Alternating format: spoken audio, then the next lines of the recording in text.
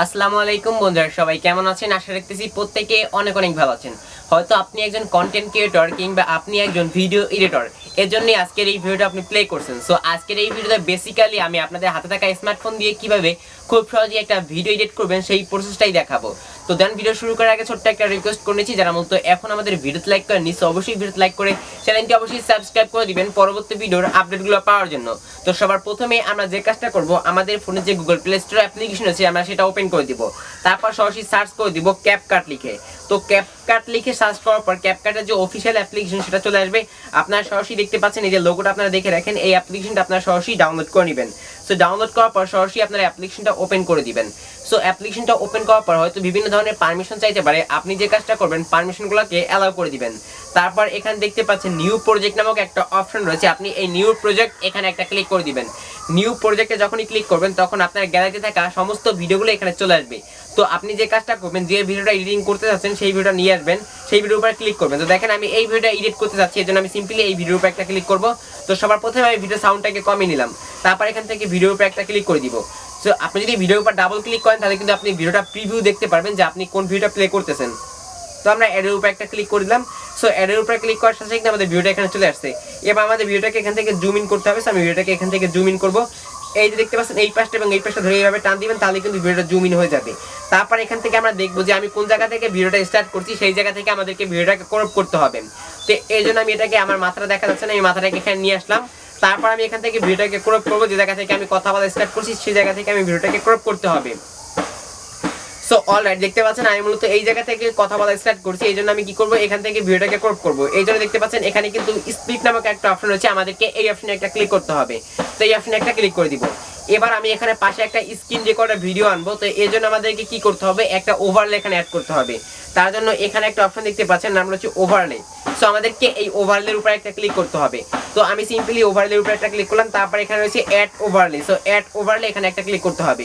তারপর মূলত আমার একটা স্ক্রিন রেকর্ড রয়েছে, যে স্ক্রিন রেকর্ডটা আমি ওখানে নিব, এই জন্য সিম্পলি আমি এই স্ক্রিন রেকর্ডের উপর একটা ক্লিক করলাম।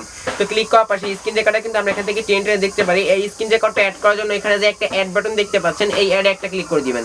স্ক্রিন রেকর্ডিং ভিডিওটা এখানে চলে আসবে। এবার আমাদেরকে কি করতে হবে, স্ক্রিন রেকর্ডের ভিডিওটা এখানে ভালোভাবে বসিয়ে দিতে হবে। তো আমি স্ক্রিন রেকর্ডের ভিডিওটা এখানে ভালোভাবে বসিয়ে দিলাম। এবার আমি স্ক্রিন রেকর্ডটা এই পর্যন্ত কেটে দিব। এই যে এই দেখতে পাচ্ছেন, আমি কথার সাথে মিলিয়ে এখান থেকে কেটে দিতে হবে। এটা আপনারা আপনাদের সাউন্ডটাকে কাস্টমাইজ করে নেবেন, ঠিক আছে? তো আমি এখান থেকে এই ভিডিওটা ডিলিট করে দিব এবং এখান থেকে এই যে প্রজেক্টটা এটাকে এখান থেকে ডিলিট করে দিব।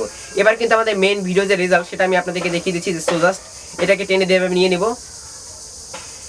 এবার চাইলে কিন্তু আমি এই স্ক্রিনটাকে সরাসরি এই যে এটার সাথে আমি ঠেকিয়ে দিতে পারি, তাহলে কিন্তু একটু বেটার কোয়ালিটি দেখায়। এখন যদি আমরা এখান থেকে ভিডিওটা প্লে করি তাহলে কিন্তু এখান থেকে যে কোনো আমাদের একটা সাউন্ড কমিয়ে দিতে হবে। আমি এই যে স্ক্রিন রেকর্ড রয়েছে, আমি এই স্ক্রিন রেকর্ডের যে সাউন্ড রয়েছে সেটাকে আমি সম্পূর্ণ কমিয়ে দিলাম। এবার যদি আমি এখান থেকে ভিডিওটা প্লে করি, সো দেখা যাবে আমি ভিডিওটার সাথে আমার স্ক্রিনের সাথে কোনো মিল রয়েছে কিনা, আমি এটা একটু দেখবো।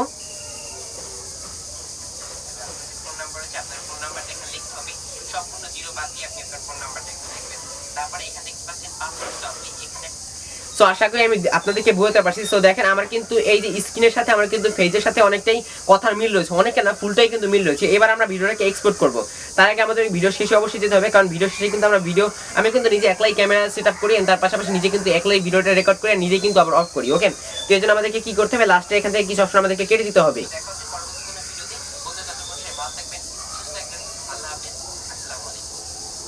সো আমাদের লাস্টের এই অংশটুকু কেটে দিতে হবে। তো আমি এই জন্য সিম্পলি এখান থেকে এটাকে স্প্লিট করবেন, তার পাশাপাশি দেন এটাকে এখান থেকে স্প্লিট করব। এবার এটাকে আমি জুম ইন করে দেখতে পাচ্ছেন ক্যাপকাট লাস্টে কিন্তু একটা এডিটিং একটা থাকে, দেখতে পাচ্ছেন তাদের একটা ওয়াটারমার্ক থাকে, এটাকে আমরা রিমুভ করব। তারপর আমার এই প্রজেক্টটা রিমুভ করব, দেন তারপর এই প্রজেক্টটাকে রিমুভ করব। সো এটাকে রিমুভ করে দেব। দেখেন আমাদের কিন্তু ভিডিওটা একবার ফুললি কমপ্লিট এডিটিং কমপ্লিট করা হয়ে গেছে। এবার আমাদেরকে কি করতে হবে, সিম্পলি দেখেন এই ভিডিওটাকে এক্সপোর্ট করতে হবে।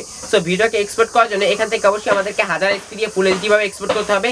তার জন্য এখানে ক্লিক করব, তারপর এই 700 পিটাকে আমরা সরাসরি 1000 পি নিয়ে নেব এবং এটাকে হাই করে দিব এবং এটাকে এখান থেকে 30 থেকে 50 করে দিব। আমি এটাকে 50 এবং এটাকে হাই করে দিচ্ছি, এন্ড তার পাশাপাশি এই যে দেখতে পাচ্ছেন এটাকে আমি হাই করে দিচ্ছি।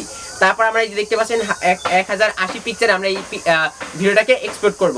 তো আমরা সিম্পলি এখানে একটা ক্লিক করব। এখানে ক্লিক করার পরে কিন্তু আমাদের যে ভিডিওটা সেটা কিন্তু এখানে এক্সপোর্ট হয়ে স্টার্ট হয়ে যাবে। তো অবশ্যই কিন্তু এটা মিনিমাইজ করে কাটা যাবে না, এটাকে অবশ্যই আমাদেরকে এখানে রাখতে হবে। তো দেখতে পাচ্ছেন আমাদের কিন্তু ভিডিওটা এখানে স্টার্ট হয়ে গেছে এক্সপোর্ট হওয়া। তো আমাদের ভিডিও কিন্তু এইভাবে এখান থেকে খুব সহজে আমরা এক্সপোর্ট করতে পারবো। তো যদি আপনি একজন কন্টেন্ট ক্রিয়েটর হন সেক্ষেত্রে আপনাদেরকে একটা কথাই বলবো, যদি আপনি ইউটিউবের জন্য কন্টেন্ট ক্রিয়েট করে ভিডিও মেক করে থাকেন সেক্ষেত্রে আপনি সেম ভিডিওটা ফেসবুকে আপলোড করে কিন্তু ফেসবুক থেকে আপনি ইনকাম করতে পারেন। তো মূলত আমি এই ভুলটা নিজে করছি। সো আপনারা যদি ইউটিউবের ভিডিওটা সেম ফেসবুকে আপলোড করেন তাহলে কিন্তু কোনো ধরনের সমস্যা নেই। আপনার যদি কন্টেন্ট হয় সেক্ষেত্রে সেই কন্টেন্টে কিন্তু আপনি ইউটিউব ফেসবুক দুই জায়গায় আপলোড করতে পারবেন। তো আপনার ইউটিউব নিয়ে যদি আপনি কাজ করতে থাকেন তাহলে আপনি সেই সেম ভিডিওটা আপনি ফেসবুকে আপলোড করবেন, আর যদি আপনি ফেসবুক নিয়ে কাজ করতে থাকেন তাহলে সেম ভিডিওটা আপনি ইউটিউবে আপলোড থাকেন। দুই দিক থেকে যে কোনো একদিক থেকে আপনার সফলতা খুব তাড়াতাড়ি আপনাকে ধরা দিবে। বন্ধুরা আজকের ভিডিও এই পর্যন্ত ছিল। যারা মূলত আজকে এই ভিডিওটা সম্পূর্ণ দেখেছেন তো তাদের জন্য আজকের ভিডিওটা অবশ্যই কিন্তু খুবই গুরুত্বপূর্ণ ছিল।